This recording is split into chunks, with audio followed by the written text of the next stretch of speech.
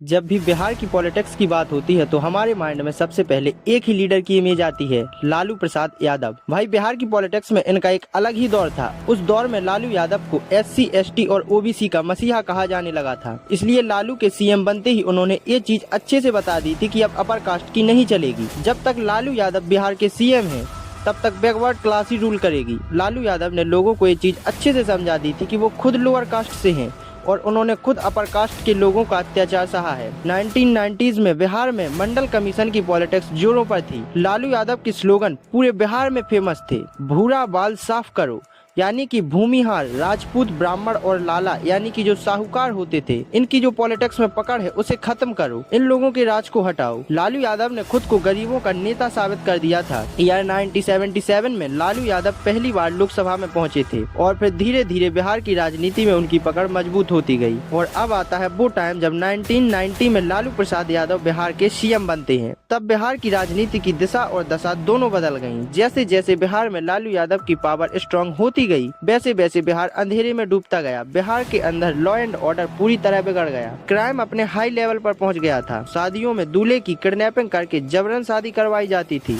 Doctor, engineers और businessman सब kidnappers के टारगेट होते थे। बिहार के अंदर किडनैपिंग की एक इंडस्ट्री बन चुकी थी। क्रिमिनल्स को पॉलिटिकल प्रोटेक्शन मिला हुआ था। IAS ऑफिसर केवल नाम के ऑफिसर रह गए थे।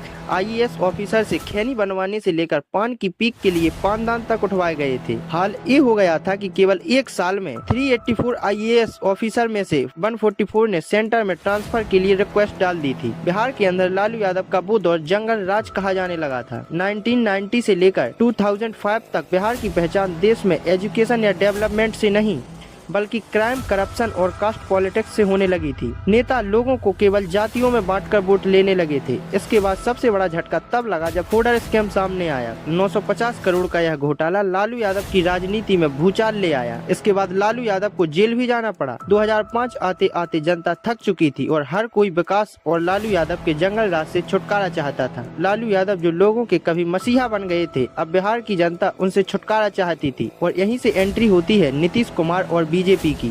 इन दोनों का अलायंस मजबूत हुआ और जनता ने लालू प्रसाद यादव के जंगल राज का अंत कर दिया।